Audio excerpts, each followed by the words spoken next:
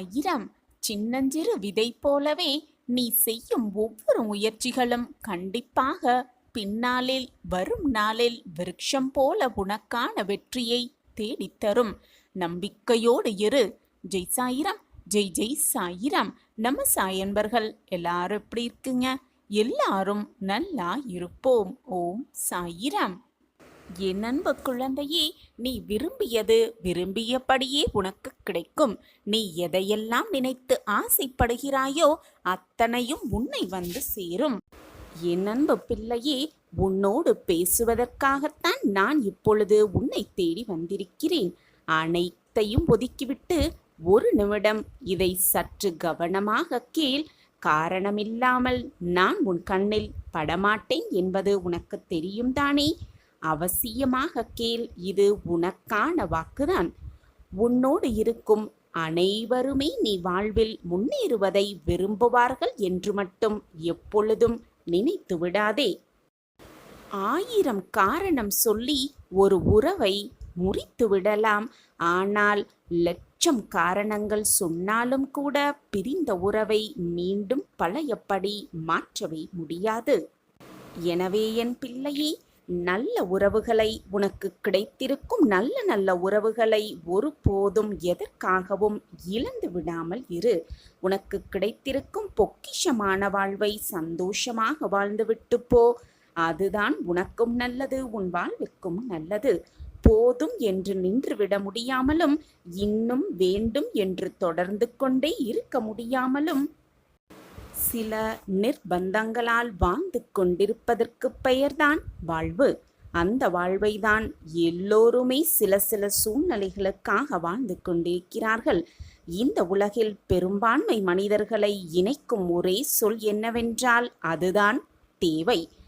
எந்த தேவையும் எதிர்பார்ப்பும் இல்லாமல் யாரும் யாருடனும் சேர்ந்து இருப்பதில்லை என்பதுதான் யதார்த்தமான உண்மை. அதுதான் உண்மையிலும் உண்மை. இப்பொழுதும் நான் உனக்கு கூறுகிறேன், வாக்காகவே கூறுகிறேன். நீ விரும்பியது விரும்பியபடியே உனக்கு கிடைக்கும்.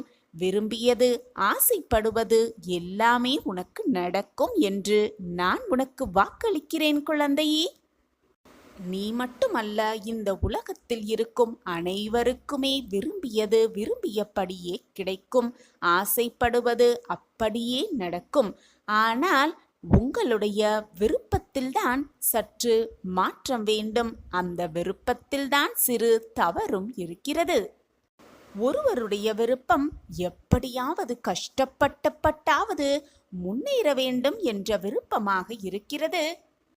எனவேதான் அவன் விருப்பப்படியே அவன் விரும்பிய கஷ்டத்தை அனுபவித்து பின் வெற்றியை பெறுகிறான்.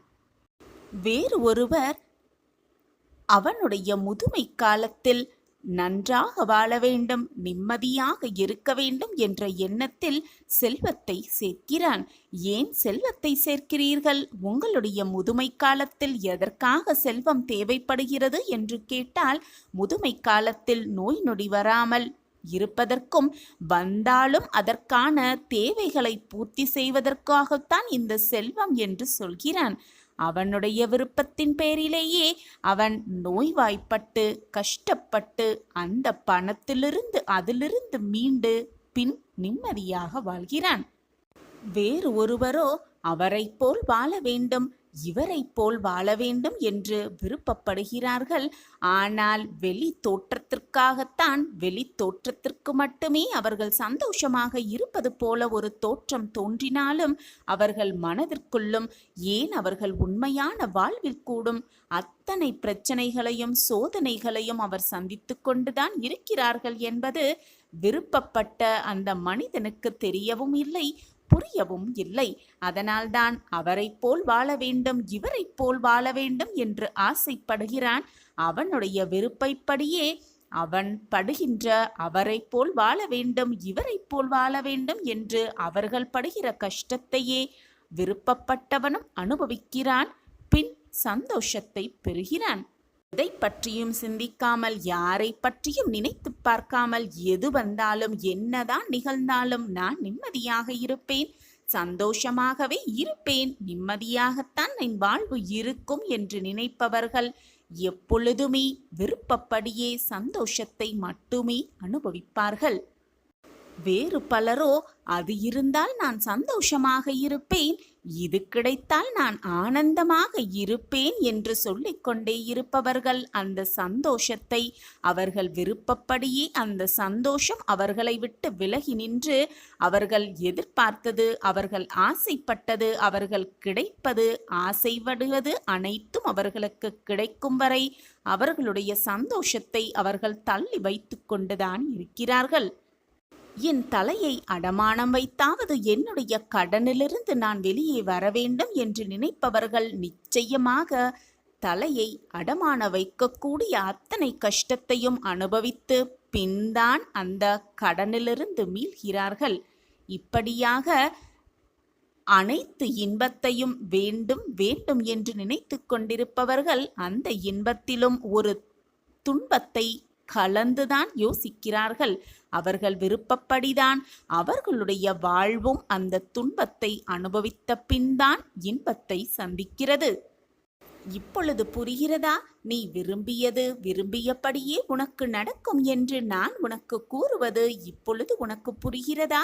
நீ விரும்பியதுதானே உனக்கு நடக்கிறது, நீ கேட்பதுதானே உனக்கு கிடைக்கிறது, நீ நினைப்பதுதானே உனக்கு நடக்கிறது. நீ நல்லதாகவே நினைத்தால் எதுவுமே உனக்கு நல்லதாகவே நடக்கும். நேர்மறை எண்ணத்தோடு இருந்தால் உன் வாழ்வில் அனைத்தும் உனக்கு நேர்மறை எண்ணமாகவே நிகழும். நீ நினைப்பதுதான் உன் வாழ்வு.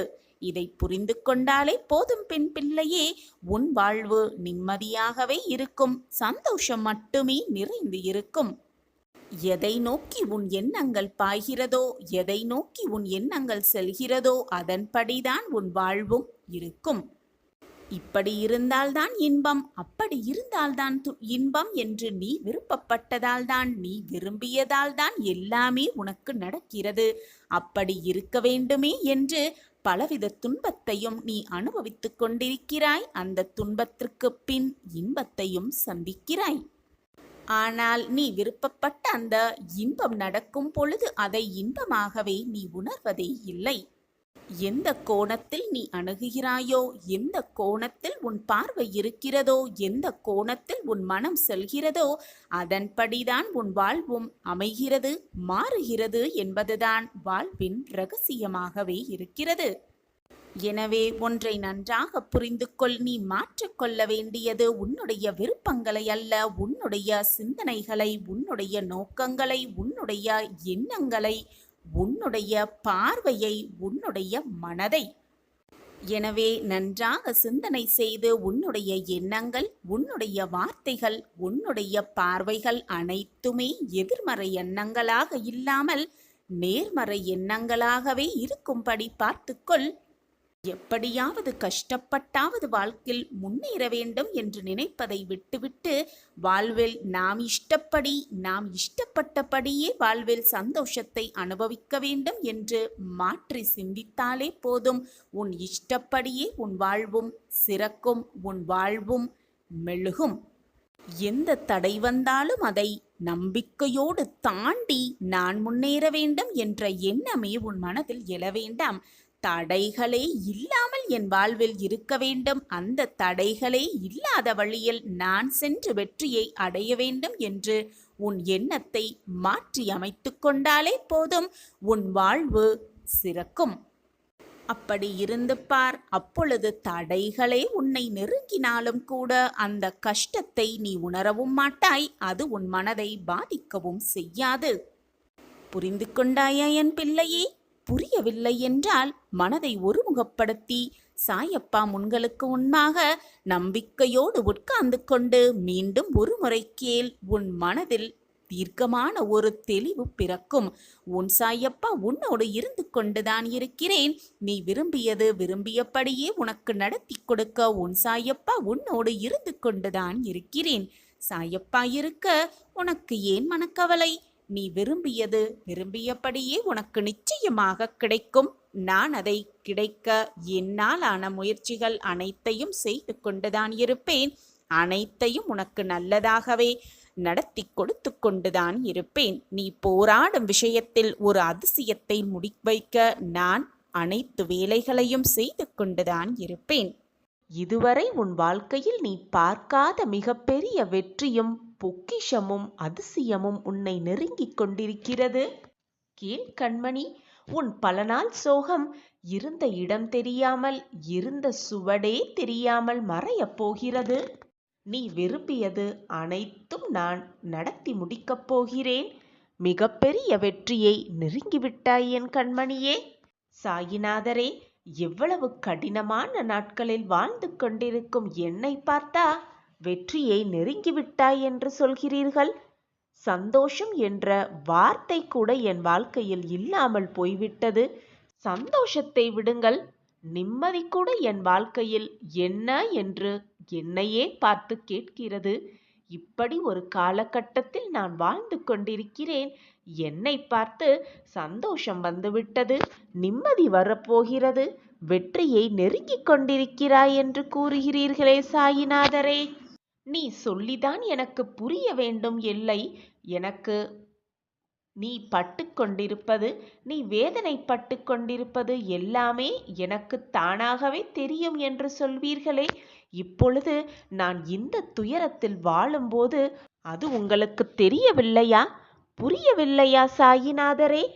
அப்படியிருந்தும் மிகப்பெரிய வெற்றியை நான் நெருங்கிவிட்டேன் என்று கூறுகிறீர்களே என்று நீ கேட்கிறாய் குழந்தையே. ஆம் கண்மணி, நீ கடினமான காலகட்டத்தில் தான் வாழ்ந்து கொண்டிருக்கிறாய் என்பதை நான் அறிவேன். ஆனாலும் கடினமான காலங்களில் வாழ்ந்து கொண்டிருப்பவர்கள் வெற்றி அடையவே மாட்டார்கள் என்று யாருமே சொல்ல முடியாது. எப்பொழுதுமே உன் மனதை அலைப்பாய விடாமல் என்னுடைய நாமஸ்மரணத்தை சொல்லிக்கொண்டே இரு. அப்பொழுது உனக்கு என்னுடைய பதில்கள் எல்லாம் புரிய வரும். உன் வாழ்க்கையில் எல்லாமே நல்ல விதமாக போய்க்கொண்டே இருக்கும். நீ எதற்குமே பயப்பட தேவையே இல்லை. குழந்தையே, உன்னை விடாது விரட்டுகின்ற உன் விதியை கூட மாற்றி எழுதுவேன் உன் சாயிநாதர். போய் வென்று விட்டு வா. என்னவென்றாலும் என்ன சாதித்தாய் என்றுதான் உன்னை சுற்றி இருப்பவர்கள் அனைவரும் கூறுவார்கள். ஆனால் அந்த பேச்சையெல்லாம் நீ காதில் வாங்கிக் கொண்டால் வாழ்க்கையில் எதையுமே சாதிக்கவே முடியாது. எனவே சாதிக்க போய்க்கொண்டே இரு. யார் பேசுவதையும் காதில் வாங்கிக் கொள்ளாதே.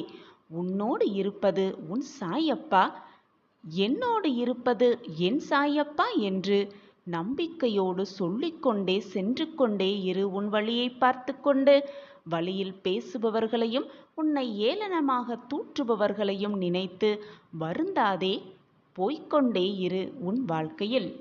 என்னை மீறி எதுவுமே உனக்கு நடக்காது என் தங்கமே. உன்னுடைய துன்பங்கள் அனைத்தையும் அடித்து விரட்டி தவிடு பொடியாக்க உன் சாயப்பா வந்துவிட்டேன்.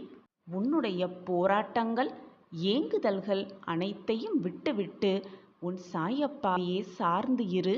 உன்னுடைய பிரச்சனை அனைத்தையும் தீர்க்கும் வல்லமை உன் சாயப்பாவிற்கு உண்டு என்று உனக்கு தெரியும் தானே?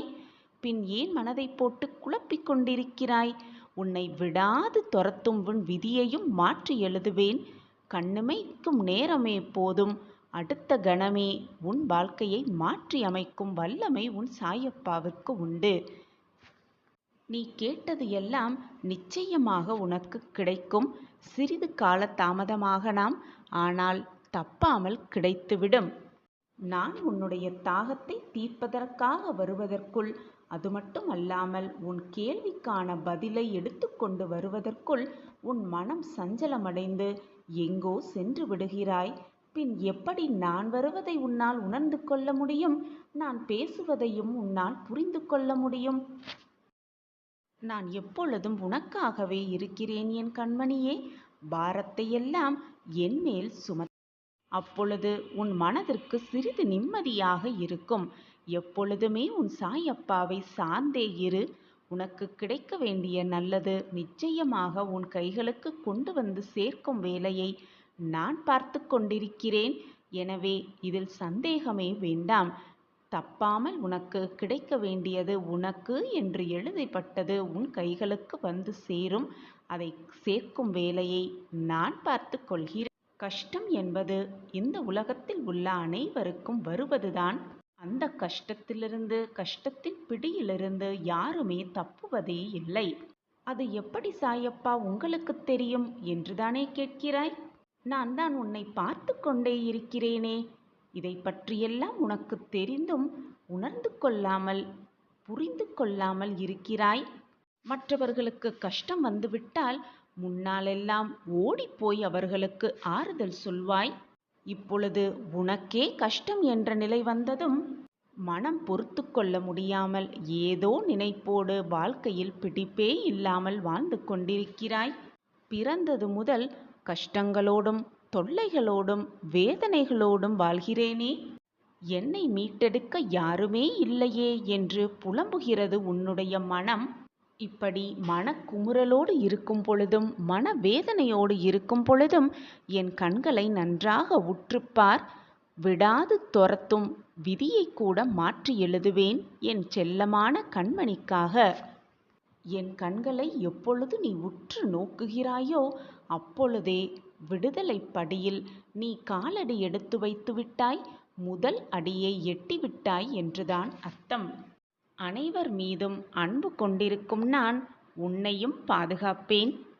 நீ துக்கமாகவும் வேதனையாகவும் இருக்கலாம், மன கஷ்டத்தோடு மன வலியோடும் இருந்து கொண்டிருக்கலாம்.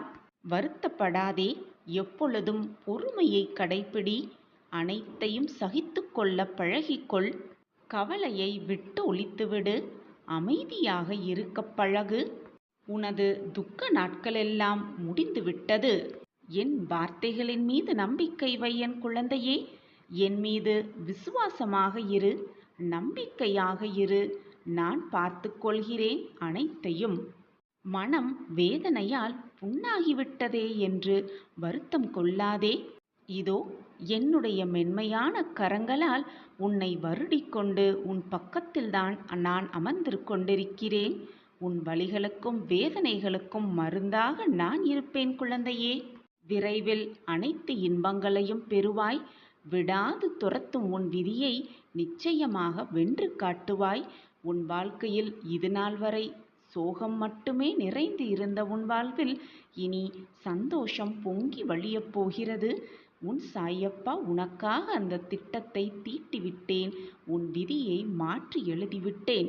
உன் வாழ்க்கையில் இனி சந்தோஷம் மட்டுமே குடிக்கொண்டிருக்கப் போகிறது. இது நாள் வரை முட்கள் பாதையில் நடந்த என் பிள்ளையின் கால்கள் இனி மலர் பாதையில் நடக்கப் போகிறது, பயணிக்கப் போகிறது. உனக்கு துணையாக உன் அப்பா எப்பொழுதும் உன் அருகிலேயே வந்து கொண்டே இருப்பேன் என்பதை மறந்து விடாதே. போதும் குழந்தையே, அதிகமாகவே அனுபவித்து விட்டாய். இது நாள் வரை நீ பட்டதெல்லாம் போதும், அனுபவித்ததெல்லாம் போதும். இனி உன் வாழ்க்கை எல்லாமே மகிழ்ச்சிகரமாக மாறப்போகிறது. நீ பட்ட துன்பங்கள் எல்லாம் மிக மகிழ்ச்சியாக மாறவே போகிறது. உன்னுடைய வாழ்வில் ஒரு மாற்றம் உண்டாகப் போகிறது. உன்னை தேடி ஒரு வாய்ப்பு வரப்போகிறது. நீ உன்னுடைய பிரார்த்தனையை என்னிடம் வைக்கும் பொழுது உன்னுடைய வேண்டுதல்களை நிறைவேற்றாமல் இருக்க எனக்கு எப்படி மனம் வரும்?